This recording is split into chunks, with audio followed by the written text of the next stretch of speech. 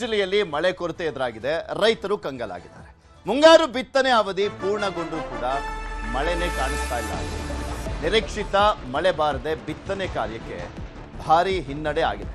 ದಾವಣಗೆರೆ ಜಿಲ್ಲೆಯಲ್ಲಿ ಕಳೆದ 2-3 ದಿನಗಳಿಂದ ತುಂತುರು ಮಳೆ ಆಗ್ತಾ ಇದೆ. ಸೊ ಈಗೊಂದು ಸ್ವಲ್ಪ ಹೋಪ್ಸ್ ಜಾಸ್ತಿ ಆಗ್ತಾ ಇದೆ ರೈತರು.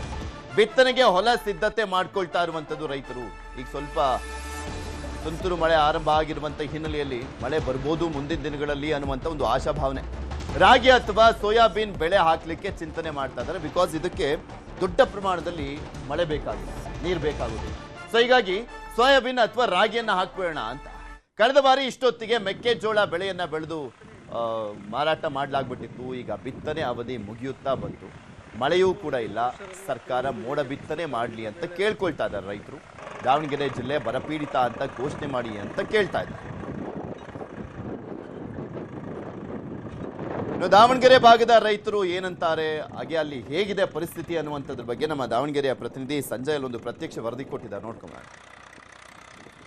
ಮಧ್ಯ ಕರ್ನಾಟಕ ದಾವಣಗೆರೆ ಜಿಲ್ಲೆಯಲ್ಲಿ ಈಗಾಗಲೇ ಏನು ಮಳೆ ಕೊರತೆಯಿಂದ ಬರಗಾಲದ ಮುನ್ಸೂಚನೆಯನ್ನು ಕಂಡಂತಹ ರೈತರು ಏನು ಪರ್ಯಾಯ ಬೆಳೆಯ ವ್ಯವಸ್ಥೆಗೆ ಮುಂದಾಗಿರುವಂಥದ್ದು. ನಾವೀಗ ಸದ್ಯ ದಾವಣಗೆರೆ ತಾಲೂಕಿನಲ್ಲಿ ಇದ್ದೀವಿ, ದೃಶ್ಯಗಳಲ್ಲಿ ನೋಡ್ಬೋದು. ಇಷ್ಟೊತ್ತಿಗೆ ಈಗಾಗಲೇ ಬಿತ್ತನೆ ಕಾರ್ಯ ಸಂಪೂರ್ಣವಾಗಿ ಆಗಿರಬೇಕಿತ್ತು. ಏನು ಆದರೆ ವಿಳಂಬ ಆಗಿದೆ, ಯಾಕೆಂದರೆ ಮಳೆ, ಅದಕ್ಕೆಲ್ಲ ಕೊರತೆ, ಪ್ರಮುಖವಾಗಿ ಮಳೆ ಕೊರತೆ ಅಂತ ಹೇಳಲಾಗ್ತದೆ. ಈಗಾಗಲೇ ಏನು ಜಿಲ್ಲಾಡಳಿತ ಇರ್ಬೋದು, ಕೃಷಿ ಇಲಾಖೆ ಇರ್ಬೋದು, ಅದರ ಮಾರ್ಗದರ್ಶನದಂತೆ ಏನು ಈಗಾಗಲೇ ಪರ್ಯಾಯ ಬೆಳೆಗಳನ್ನು ಬೆಳೀರಿ ಅಂತ ಹೇಳಿ ಈಗ ಮಾಡಿರುವಂಥದ್ದು. ಈ ಹಿನ್ನೆಲೆಯಲ್ಲಿ ಈಗಾಗಲೇ ರೈತರು ಏನು ಪರ್ಯಾಯ ಬೆಳೆಗಳನ್ನು ಬೆಳೀಲಿಕ್ಕೆ ಮುಂದಾಗಿರುವಂಥದ್ದು. ಸದ್ಯಕ್ಕೆ ಎಲ್ಲ ಬಿತ್ತನೆ ಕಾರ್ಯಕ್ಕೆ ತಯಾರು ಮಾಡ್ಕೊತಾ ಇದ್ದಾರೆ. ಈಗ ರೈತರು ಇದ್ದಾರೆ, ಅವ್ರನ್ನೇ ಮಾತಾಡ್ಸೋಂಥ ಕೆಲಸ ಮಾಡೋಣ. ಸರ್, ಕಳೆದ ಬಾರಿ ಈ ಜಮೀನಲ್ಲಿ ಏನು ಬಿತ್ತಿದ್ರಿ, ಈಗ ಏನು ಬಿತ್ತಕ್ಕೆ ರೆಡಿ ಮಾಡ್ಕೊಂಡಿದ್ದೀರಿ? ಕಳೆದ ಬಾರಿ ಜಮೀನಲ್ಲಿ ಗೋಂಜಾಳ ಬಿತ್ತಿತ್ತು ಸರ್. ಅಲ್ಲ 1.5 ತಿಂಗಳು 1.25 ತಿಂಗಳಾಗಿ ಸರ್. ಅಲ್ಲ ಎದ್ದು ಸೊಂಟ ಮೇಲೆ ಬಂದಿದ್ದು. ಈ ಸಲ ಬರೀ ಮಳೆನೇ ಇಲ್ಲ ಸರ್. ಈಗ ಹೊಲ ಹೊಡೆಯಕ್ಕೆ ಹಚ್ಚಿದಾವೆ ಈ ಬೆಳೆ. ಹಂಗಾಗಿ ರಾಗಿ ಇಲ್ಲ ಉಣ್ಣ ಜೋಳನ ಹಿಂಗಾರಿ ಏನಾರ ಮಾಡೋಣ ಅಂತ ಹೊಲ ಸಿದ್ಧತೆ ಮಾಡ್ತಾ ಇದ್ದೀವಿ ಸರ್.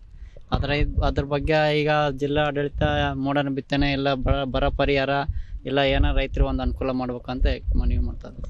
ಈಗ ಕಳೆದ ಬಾರಿ ಇಷ್ಟೊತ್ತಿಗಾಗಲೇ ಅಲ್ಲ ಬೆಳೆ ಕೂಡ ಎತ್ತರಕ್ಕೆ ಬೆಳೆಯಿತು, ಆದರೆ ಈ ಬಾರಿ ಇನ್ನೂ ಕೂಡ ಬಿತ್ತನೆ ಕೂಡ ಆಗಿಲ್ಲ. ಏನಿದೆ ಕಾರಣ, ಏನಂತ? ಮಳೆ ಕೊರತೆಯಿಂದ ಸೈಕ್ಲೋನ್ ಅಂತ ಮಳೆ ಆಗಿಲ್ಲ, ಹಂಗಾಗಿ ಬೋರ್ವೆಲ್ ನೀರಿಲ್ಲ. ಹೊಲನೂ ಬರೀ ಹೊಡೆಯೋದ. ಈಗ ಮಳೆ ಆಗ್ಲಿಕ್ಕೆ ಇವಾಗ ಹೊಲ ಹೊಡಿತಾ ಇದ್ದಾವೆ. ಖರ್ಚು ವೆಚ್ಚ ಎಲ್ಲ ಸುಮ್ಮನೆ ಇದು ಎಲ್ಲ ಡೀಸೆಲಿಗೂ ಆಗಂಗಿಲ್ಲ, ಆ ಥರ ಆಗಕತ್ತೈತಿ. ಅದಕ್ಕೆ ಬರ ಪರಿಹಾರ ಅಂದ್ರೆ ರೈತರಿಗೆ ಏನಾರ ಸರ್ಕಾರದಿಂದ ಪರಿಹಾರ ಎಂದು ಕೊಡಬೇಕು. ಏನು ಇದು ರೈತರು ಹೇಳುವಂಥದ್ದು. ಯಾಕಂದರೆ ಈಗಾಗಲೇ ಬಿತ್ತನೆ ಕಾರ್ಯ ಮುಗಿದು ಏನೋ ಒಂದು ಮಟ್ಟಕ್ಕೆ ಬೆಳೆದಿರೋದು ಬೆಳೆ. ಆದರೆ ಈ ಬಾರಿ ಮಾತ್ರ ಮಳೆ ಕೊರತೆ ಹಿನ್ನೆಲೆಯಲ್ಲಿ ಏನು ಮೆಕ್ಕೆಜೋಳ ಬೆಳಿತೀವಿ, ಅದ್ರ ಬದಲು ಈಗ ರಾಗಿ, ಸೋಯಾಬೀನ್ ಬೆಳಿಲಿಕ್ಕೆ ಮುಂದಾಗ್ತಿದ್ದೀವಿ ಅಂತ ಹೇಳ್ತಿರುವಂಥದ್ದು. ಸಂಜಯ್, ನ್ಯೂಸ್ 18 ದಾವಣಗೆರೆ. ಕಲ್ಯಾಣ ಕರ್ನಾಟಕ ಭಾಗಕ್ಕೆ ಹೋಗೋಣ. ಯಾದಗಿರಿ ಜಿಲ್ಲೆ, ಕಲ್ಯಾಣ ಕರ್ನಾಟಕ ಭಾಗದ ಜಿಲ್ಲೆ, ಅಲ್ಲಂತೂ ಭೀಕರ ಬರ ಪರಿಸ್ಥಿತಿ ಇದೆ. ಕೃಷಿಕತೆ ಇರಲಿ, ಅಲ್ಲಿ ಕುಡಿಯುವ ನೀರಿಗೂ ಕೂಡ ಹಾಹಾಕಾರ ಇದೆ. ಕುಡಿಯುವ ನೀರು ಕೂಡ ಸಿಗ್ತಾ ಇಲ್ಲ ಅಲ್ಲಿ. ಮಳೆಗಾಲದಲ್ಲೂ ನೀರಿಲ್ಲದೆ ಜನರು ಪರದಾಟವನ್ನ ಮಾಡ್ತಾ ಇದ್ರು.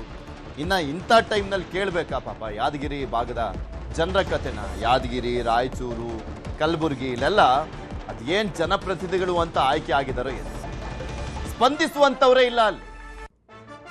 1-2 ತಾಲೂಕಿನ ಪರಿಸ್ಥಿತಿ ಅಲ್ಲ, ಎಲ್ಲ ಕಡೆನೂ ಅಂಥದ್ದೇ ಪರಿಸ್ಥಿತಿ. ಯಾದಗಿರಿ ನೋಡ್ತಾ ಹೋದಾದ್ರೆ, ಯಾದಗಿರಿಯ ಹಯ್ಯಾಳ ಕೆ ಗ್ರಾಮದಲ್ಲಿ ಸಂಕಷ್ಟ, ಎಲ್ಲ ಕಡೆನೂ ಹಂಗೆ ಇದೆ.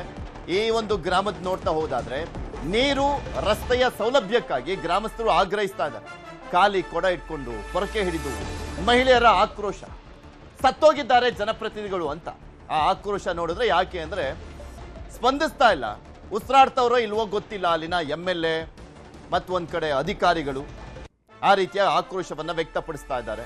ನೋಡಿ, ಅಲ್ಲಿ ಖಾಲಿ ಕೊಡ ಇಟ್ಕೊಂಡು ಪೊರಕೆ ಇಟ್ಕೊಂಡು ಏನ್ ಸೂಚಿಸುತ್ತೆ ಅದು? ಅಲ್ಲಿನ ಶಾಸಕ ಅಧಿಕಾರಿಗಳು ಸ್ಪಂದಿಸ್ತಾ ಇಲ್ಲ ಅಂತ. ಜನಜೀವನ ಮಿಷನ್ ಕಾಮಗಾರಿ ಸಂಪೂರ್ಣ ವಿಫಲ ಆಗಿದೆ. ಜಲ್ ಜೀವನ್ ಮಿಷನ್ ಕಾಮಗಾರಿ ಮುಗಿದ್ರೂ ಕೂಡ ಆ ನಲ್ಲಿಗಳನ್ನು ಸುಮ್ಮನೆ ಹಾಕಿದ್ದಾರೆ ಅಷ್ಟೇ, ಶೋಗೆ. ನೀರೇ ಬರಲ್ಲ, ಅದರಲ್ಲಿ ಹನಿ ನೀರು ಕೂಡ ಬಂದಿಲ್ಲ. ಶುದ್ಧ ಕುಡಿಯುವ ನೀರಿನ ಘಟಕವೂ ಕೂಡ ಬಂದಾಗಿದೆ. ಎಲ್ಲ ಶೋಗೋಸ್ಕರ ಇಟ್ಟಂತಾಗಿದೆ ಅಲ್ಲಿ. ಶುದ್ಧ ಕುಡಿಯುವ ನೀರಿನ ಘಟಕ, ಜಲ್ ಜೀವನ್ ಮಿಷನ್ ಅಡಿಯಲ್ಲಿ ಹಾಕಿರುವಂತ ನಲ್ಲಿಗಳು 13 ಲಕ್ಷ ಖರ್ಚಾದ್ರೂ ಆರೋ ಪ್ಲಾಂಟ್ ಹಳ್ಳ ಹಿಡ್ದೋಗ್ಯದ. ಇಲ್ಲಿ ಚರಂಡಿ ಸ್ವಚ್ಛತೆ ಇಲ್ಲ, ಕುಡಿಯ ನೀರಿಲ್ಲ. ಇಂಥ ಬೃಹತ್ ಆಕಾರ ಟ್ಯಾಂಕರ್ ನಾನು ನೋಡಿನಿ, ಬೇರೆ ಹಳ್ಳಿಯಾಗ ಇಂಥ ದೊಡ್ಡದು ಎಲ್ಲಿಲ್ಲ. ಅಂತ ದೊಡ್ಡದು ಕಟ್ಟಿದ್ರೆ ಇಲ್ಲಿ ನೀರು ಸರಬರಾಜು ಇಲ್ಲ ಅಂದ್ರೆ ಇವರು ಬಡವರು ಕಡು ಬಡವರು ಕೃಷಿ ಕೂಲಿ ಕಾರ್ಮಿಕರು ದಿನನಿತ್ಯ ಕೂಲಿ ಮಾಡಬೇಕು, ಹೊಲಕ್ಕೆ ಹೋಗ್ಬೇಕು, ಉಂಡ್ರೆ ಹೊಟ್ಟೆ ತುಂಬುತ್ತೆ. ಇಲ್ಲಾಂದ್ರಲ್ಲ ಮತ್ತೆ ಇದು ಕೆಲಸ ಯಾರು ಮಾಡ್ಬೇಕು? ಗ್ರಾಮ ಪಂಚಾಯತ್ PDO ಏನು ಕತ್ತೆಕಾಯ್ತಾರ ಅವ್ರಿಗೆ ಇದೆಲ್ಲ ಬಂದು ಕೇಸಿ 24 ತಾಸಿನಾಗಲ್ಲಿ ಇದು ಸರಿಪಡಿಸ್ತಕ್ಕಂಥ ಕೆಲಸ ಮಾಡ್ಬೇಕು ಅನ್ನೋದಕ್ಕೆ ಇವಾಗ ಗ್ರಾಮದ ನೀರು ನಮ್ಮ ಕುಡಿಯೋ ನೀರು ಬೇಕ್ರಿ. ಮಕ್ಕಳು ತಗೊಂಡು ಎಲ್ಲಿಗೆ ಹೋಗ್ಬೇಕು, ಎಲ್ಲಿಗೆಲ್ಲ ಕೆಲಸದಾಗ ನಾವು ರೈತರು ಇವಿ. ನಾವು ಅಡಿಗೆ ಮನೆಗೆ ಯಾವಾಗ ಹೋಗ್ಬೇಕು, ಮನೆ ಮಕ್ಕಳು ಸಾಲಿಗೆ ಕಳಿಸ್ಬೇಕು. ಓಡಿ ಆದ್ರೆ ನೀರು ಬಿಡಂಗಿಲ್ಲ. ಕೊಡ ತಗೊಂಡವ್ರು ಹೋಗಿ ಮುಂದಕ್ಕೆ ಮಾಡ್ಕೊಂತಾರ ಅವರು. ನಮಗೆ ರೋಡ್ ಇಲ್ಲ, ಸಿಸಿ ರೋಡ್ ಇಲ್ಲ. ರೈತರು ಮಾಲ್ ಮಾಡಿದ್ರ ಗಾಡಿಗಳು ರೋಡ್ ಆಗಿ ಬೀಳ್ತಾವ ತೊಳಗ. ಸರಂಡಿ ಇಲ್ಲ, ನೀರಿಲ್ಲ. ನಾವು ತೆಗ್ಗಬಾರ್ದು, ನಾವು ತುಂಬಿ ಬೇರೆ ಅಂಗಡದಾಗ ಚೆಲ್ಲಿ ಬರ್ಬೇಕ್ರಿ ನಾವು. ಇದೇ ವಿಚಾರಕ್ಕೆ ಸಂಬಂಧಪಟ್ಟಂತೆ ಇನ್ನಷ್ಟು ಮಾಹಿತಿಯನ್ನು ಕೊಡ್ತಾ ಹೋಗ್ತಾರೆ ನಮ್ಮ ಯಾದಗಿರಿಯ ಪ್ರತಿನಿಧಿ ಗಣೇಶ್ ಪಾಟೀಲ್ ನಮ್ಮ ಜೊತೆ ದೂರವಾಣಿ ಸಂಪರ್ಕದಲ್ಲಿದ್ದಾರೆ. ಗಣೇಶ್, ಇದು ಯಾವುದು ಕಾಣಿಸ್ತಾ ಇಲ್ವಾ ಅಲ್ಲಿನ ಜನಪ್ರತಿನಿಧಿಗಳಿಗೆ, ಅಧಿಕಾರಿಗಳಿಗೆ? ಇವರೇನು 2ನೇ ದರ್ಜೆ ಮನುಷ್ಯರೇನ್ರಿ? ಇವ್ರಿಗೆ ಕುಡಿಯುವ ನೀರಿನ ಹಕ್ಕು ಕೂಡ ಇಲ್ವಾ? ನೀರು ಕೂಡ ಸಿಗಬಾರ್ದ? ರೋಡು ಮೂಲ ಸೌಕರ್ಯ ಅಂತೂ ಮರೀಚಿಕೆ, ಅದು ಕುಡಿಯೋ ನೀರನ್ನು ಕೊಡಲ್ಲ ಅಂದ್ರೆ ಏನರ್ಥ? ಎಸ್ ಪೃಥ್ವಿ, ಏನು ಯಾದಗಿರಿ ಜಿಲ್ಲೆಯಲ್ಲಿ ಯಾರು ಹೇಳೋರು ಕೇಳೋರು ಇಲ್ಲ ಅಂತ ಪರಿಸ್ಥಿತಿ ಬಂದಿದೆ ಅಂತ ಹೇಳಬೇಕಾಗುತ್ತೆ. ನಿಜಕ್ಕೂ ಸಾರ್ವಜನಿಕರಿಗೇನು ಆ ಗ್ರಾಮಸ್ಥರಿಗೆ ಮೂಲಭೂತ ಸೌಕರ್ಯದ ಹಕ್ಕು ಕೂಡ ಸಿಕ್ಕಿಲ್ಲ. ಇನ್ನು ಸ್ವಾತಂತ್ರ್ಯ ಬಂದು ಇಷ್ಟು ವರ್ಷ ಗತಿಸಿದ್ರು ಕೂಡ ಇನ್ನು ಅವರು ಯಾವ ಕಾಲದಲ್ಲಿದ್ದಾರೆ ಅಂತಕ್ಕಂಥದ್ದು ಇಲ್ಲಿ ಯಕ್ಷ ಪ್ರಶ್ನೆಯಾಗಿ ಕಾಡ್ತಾ ಇದೆ ಅಂತ ಹೇಳಬೇಕಾಗುತ್ತೆ. ನೋಡಬಹುದು ದೃಶ್ಯಾವಳಿಗಳಲ್ಲಿ ಅವರು ಎಷ್ಟು ರೋಸಿ ಹೋಗಿದ್ದಾರೆ ಅಂತಂದ್ರೆ, ಒಂದು ಕುಡಿಯೋ ನೀರಿಗಾಗಿ ಏನು ಪ್ರತಿಭಟನೆಯನ್ನು ಕೂಡ ಮಾಡ್ತಾ ಇದ್ದಾರೆ. ಏನು ಖಾಲಿ ಕೂಡ ಹಿಡ್ಕೊಂಡು ಪೊರಕೆ ಹಿಡ್ಕೊಂಡು ಪ್ರತಿಭಟನೆಯನ್ನು ಕೂಡ ಮಾಡ್ತಾ ಇದ್ದಾರೆ. ನಿಜಕ್ಕೂ ಯಾಕೆ ಜನಪ್ರತಿನಿಧಿಗಳು ಮತ್ತು ಅಧಿಕಾರಿಗಳು ಯಾಕೆ ಇಷ್ಟೊಂದು ನಿರ್ಲಕ್ಷ್ಯವನ್ನು ತೋರಿಸ್ತಾ ಇದ್ದಾರೆ?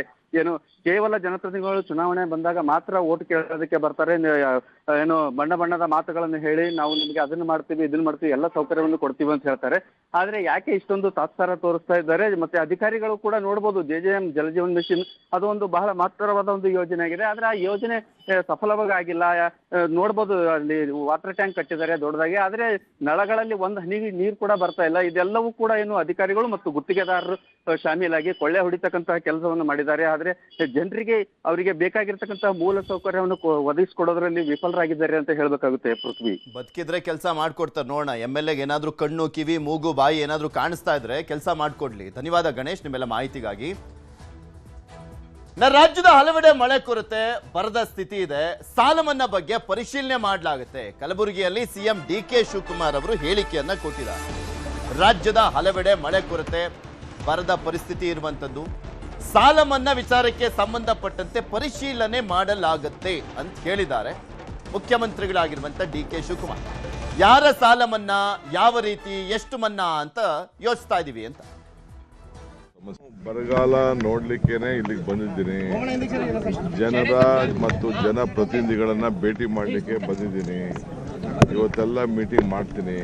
ತಿರ್ಗಾದಾದ್ಮೇಲೆ ಇನ್ನು 2-3 ದಿನ ಬಿಟ್ಟು ಬೆಳಗಾವಿಗೂ ಕೂಡ ಹೋಗ್ತಾ ಇದ್ದೀನಿ. ಸೊ ಎಲ್ಲ ಕಡೆ ಹಳ್ಳಿಲಿ ಏನಿದೆ ಸಮಸ್ಯೆ ನೋಡಿ, ಅದಕ್ಕೆ ಕಾನೂನು ಒಂದು ಚೌಕಟ್ಟಿದೆ. ಬರಗಾಲ ಘೋಷಣೆ ಮಾಡೋದು, ಸಮಸ್ಯೆ ಬಗೆಹರಿಸಬೇಕು ಅಂತ ಈ ಬೇಡಿಕೆಗಳೆಲ್ಲ ಜನ ಎಲ್ಲ ಕೊಟ್ಟಿದ್ದಾರೆ. ಅದಕ್ಕೆ ಹೊಸದಾಗಿ ಪ್ರಜಾ ಇಲಾಖೆ ಅಂತ ನೇಮಕ ಮಾಡಿ ಅದಕ್ಕೆ ಒಂದು ಮಿನಿಸ್ಟ್ರಿನ ಇಟ್ಟು ಅದಕ್ಕೆ ಎಲ್ಲ ಅವರ ಅರ್ಜಿಗಳನ್ನೆಲ್ಲ ಪರಿಶೀಲನೆ ಮಾಡಿ ಅವ್ರಿಗೆ ಎಷ್ಟು ನ್ಯಾಯ ಒದಗಿಸ್ಕೊಡ್ಬೇಕು ಆ ಕೆಲಸವನ್ನ ನಮ್ಮ ಸರ್ಕಾರ ಮಾಡ್ತದೆ. ಸ್ಪೆಷಲ್ ಪ್ಯಾಕೇಜ್ ಎಲ್ಲಿ ಸಾಲ, ಯಾವ ಸಾಲ, ಅದೆಲ್ಲ ಪರಿಶೀಲನೆ ಮಾಡೋಣ, ಆಮೇಲೆ ಮಾತಾಡೋಣ. ಕಲ್ಯಾಣ ಕರ್ನಾಟಕ ಅಂತ ಹೆಸರು ಚೇಂಜ್ ಮಾಡಿದ್ರೆ ಸಾಕಾಗಲ್ಲ. ನಿಜಕ್ಕೂ ಕಲ್ಯಾಣ ಆಗಬೇಕು ಅಂದ್ರೆ ವ್ಯವಸ್ಥೆ ಬದಲಾಗಬೇಕು. ಅಲ್ಲಿನ ಜನರಿಗೆ ಮತ್ತು ಒಂದ್ ಕಡೆ ಮೂಲಭೂತ ಸೌಕರ್ಯಗಳ ಕಾಯಕಲ್ಪ ಆಗಬೇಕಾಗಿದೆ. ಅವಾಗ ಮಾತ್ರನೇ ನೀವಿಟ್ಟಂತ ಹೆಸರಿಗೆ ಒಂದು ಹೆಸರು ಬರೋದು. ಇಲ್ಲ ಅಂದ್ರೆ ಬರೀ ಮಾತಲ್ಲ ಅಷ್ಟೇ ಉಳಿಯುತ್ತೆ. ಕಲ್ಯಾಣ ಯಾರ ಪಾಲಿಗೆ ಅಂದ್ರೆ ಜನಪ್ರತಿನಿಧಿಗಳ ಪಾಲಿಗೆ ಮಾತ್ರ ಆಗ್ತಾ ಇದೆ. ಕಲ್ಯಾಣ ಕರ್ನಾಟಕ ಭಾಗದ ಕಲ್ಯಾಣ ನೋಡೋಣ. ಈಗ ಹೊಸದಾಗಿ ಬಂದಿರುವಂತ DK ಶಿವಕುಮಾರ್ ಅವರಾದ್ರೂ ಕಲ್ಯಾಣ ಕರ್ನಾಟಕ ಭಾಗದ ಒಂದು ಅವ್ಯವಸ್ಥೆ ಇದೆಯಲ್ಲ ಅದನ್ನ ಸರಿ ಮಾಡ್ತಾರಾ ಅಂತ. ಇವಿಷ್ಟು ಈ ಕ್ಷಣದವರೆಗಿನ ಸುದ್ದಿ. ನೋಡ್ತಾ ಇರಿ ನ್ಯೂಸ್.